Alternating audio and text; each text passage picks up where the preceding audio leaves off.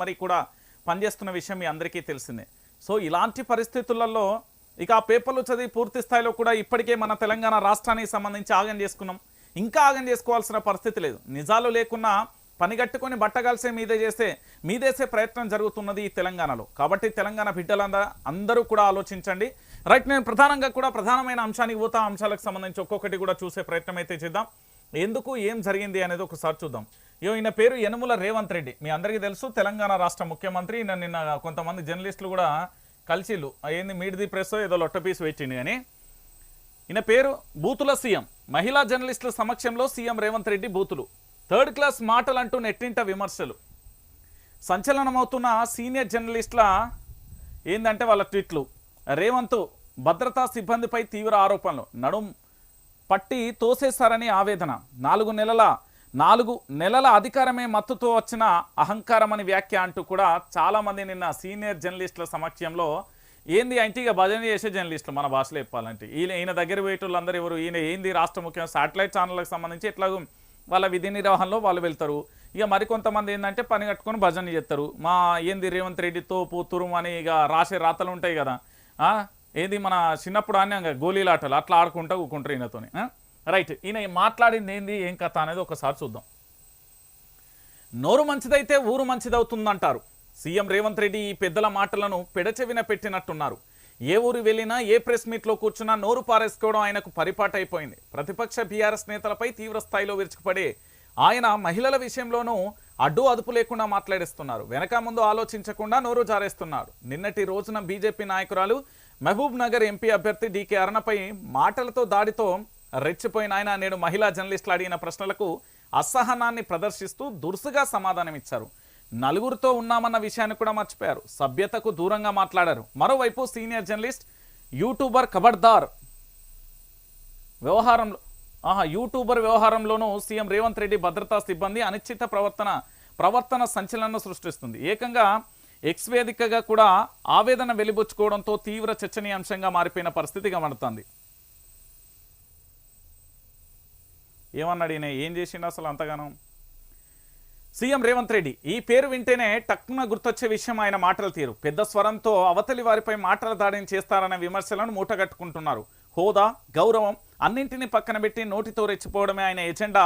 అధికారంలోకి వచ్చిన ఆయన వ్యవహరిస్తున్నట్లుగా అహంకార ధోరణితో ఇష్టం వచ్చినట్లుగా ముఖ్యమంత్రి వివరిస్తున్నారు. అసలు ఏం జరిగింది? మహిళా జర్నలిస్ట్తో ఆయన మాట్లాడిన మాటలు సీఎం హోదాలో తగువ అన్న చర్చ కూడా జరుగుతుంది. సీఎం రేవంత్ రెడ్డి ఏమన్నారంటే, ఆయన పాయింట్ ఎందుకు వేసుకున్నాడమ్మా, డ్రైవర్ మీద ఎందుకు తిరగట్లేదు, ఇలాంటిది తిక్క మాటలకు తలతిక్క సమాధానాలు తప్ప మరేమైనా ఉన్నదా అంటూ రెచ్చిపోయారు. దీనికి సంబంధించిన వీడియో నెట్టింట్లో కూడా వైరల్ అయిపోతున్న పరిస్థితి కనబడుతుంది.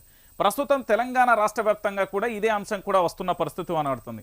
ఓ మహిళతో మాట్లాడే మాటలేనా అన్న వ్యాఖ్యలు కూడా వినిపిస్తున్నాయి. ఒక సీనియర్ జర్నలిస్ట్ యూట్యూబర్ చేసిన ఆరోపణలు సంచలనమయ్యాయి. ఇక సీఎం రేవంత్ రెడ్డి భద్రతా సిబ్బందిపై సీనియర్ జర్నలిస్టు తీవ్ర ఆరోపణలు చేశారు. ఎక్స్ వేదికగా తనకు జరిగిన అవమానాన్ని ఆమె ప్రస్తావించారు. సీఎం సెక్యూరిటీ తనను నడుం పట్టి తోసేశారంటూ తీవ్ర ఆగ్రహం కూడా వ్యక్తం చేశారు. ఇక వాళ్ళ చేతులు వేయడంతోనే వాళ్ళు తోసేయడంతోనే తమ చేతులలోని ఎక్విప్మెంట్ మొత్తం కూడా పడిపోయిందన్నారు. ప్రజా జీవితంలో ఉండే వారితో మాట్లాడడం, ప్రశ్నించడం అనేది జర్నలిస్టులుగా తమ హక్కని ఆమె తెలిపారు. అధికార మత్తు వల్ల సీఎం రేవంత్ రెడ్డికి 4 నెలల్లో వచ్చిన అహంకారం ఇదంటూ మండిపడ్డారు. ఇక పూర్తి స్థాయిలో కూడా ఏంది అంటే రేవంత్ రెడ్డి మీద తీవ్రమైన ఆరోపణలు చేస్తారు. నేను మొదటి నుండి అందుకే చేస్తున్నా. ఈయనకి ఏంది అంటే అధికార మత్తులోకి వెళ్ళిపోయిన తర్వాత తెలంగాణ రాష్ట్రంలో ప్రజలు కనబడతలేరు, జర్నలిస్టులు కనబడతలేరు, ఎవరు కూడా కనబడని పరిస్థితి కనబడుతుంది. ఎందుకు అంటే ఈయనకు పూర్తి స్థాయిలో కూడా ఒకటే, ఎక్కడ చూసినా కూడా ఈయన పరిస్థితి ఏంది అంటే ఎవరితో ఏం మాట్లాడాలి, ఎట్లా మాట్లాడాలనే కనీసమైన స్పృహగానే మానవత్వం లేకుండా మాట్లాడతారు. ఎందుకు అంటే ఆయన నిన్న ఏం మాట్లాడిండు, ఓ మహిళా జర్నలిస్ట్ ఏమడిగింది అంటే పూర్తి స్థాయిలో కూడా ఒకటే మాట అడిగింది. ఒక ప్రశ్న అడిగినందుకు దానికి సమాధానంగా ఆయన పాయింట్ వేసుకుంటాడు కదా, పాయింటే ఎందుకు వేసుకొని తిరుగుతాడు, కడ్రాయర్ ఉన్నది కదా దాంతో తిరగచ్చు కదా అని ఒక రాష్ట్ర ముఖ్యమంత్రి మాట్లాడు ఎంతవరకు కరెక్ట్ అండి? ఒకసారి మీరు ఆలోచించండి తెలంగాణ బిడ్డలారా. ఈయన మాట్లాడే పరిభాష ఎంత దారుణంగా, ఎంత వల్గర్గా, ఎంత అసహ్యంగా ఉంది అంటే ముక్కునేలు వేసుకునే పరిస్థితి కదా. అదేదో గాంధీ తాత చెప్తాడు కదా, చెడు మాటలు వినొద్దు, చెడు చూడొద్దు, చెడు మాట్లాడొద్దు అంటే మన తెలంగాణలో అద్భుతం ఏంటంటే అవి రివర్స్ అయిపోయినాయి. చెడే వింటానో, చెడే మాట్లాడదు, చెడే చూడాల్సి వస్తుంది. అది పుణ్యం కట్టుకున్నది ఎవరు? అతి గొప్ప మేధావి. ఈయన ఇక ఏంది అంటే తిట్ల పురాణంలో ఈయనకు ఇక అవార్డు కూడా ఇవ్వచ్చు, అంత తారాస్థాయికి చేరిపోయింది రేవంత్ రెడ్డి యొక్క పనితీరు.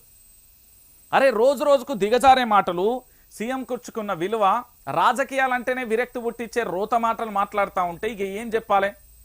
ఈరోజు తెలంగాణలో ఉండే చాలా మంది జర్నలిస్టులు కూడా ఆయనకు వ్యతిరేకంగా మారిపోతున్న స్వరం కూడా కనబడుతుంది. ఇక ప్రశ్నిస్తారు అంటే ఆయనకు ప్రశ్నిస్తారు. ఇన్ని రోజులు ఏంటంటే మా రేవంత్ మాకేం చేస్తాడో, ఏదో ఒకటి అవుతుంది కదా, ఏదో ఒకటి చేయొచ్చు కదా అనే కోణంలో ఉన్నాడు. కానీ ఆయన ఏం చేయడనే విషయం వాళ్ళు తెలుసుకునే లోపు తెలంగాణలో జరగాల్సిన నష్టం కూడా జరుగుతుంది, జరగాల్సినది అంతా కూడా జరుగుతుంది.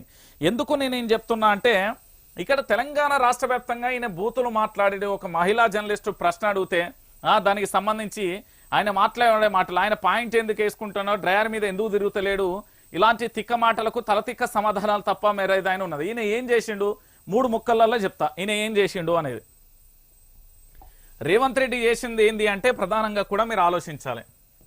ఒకటి సీఎం అయిండు, రెండోది తెలంగాణ రాష్ట్ర వ్యాప్తంగా 2500 కోట్లు ఢిల్లీకి పంపించిండు, మూడోది 7000 కోట్లు ఏడిపోయినవి నేను చెప్పలే దాచుకున్నాడు. దాంతోపాటు 734 కోట్లు రైతు బీమా, ఇది రైతు బంధు పైసలు.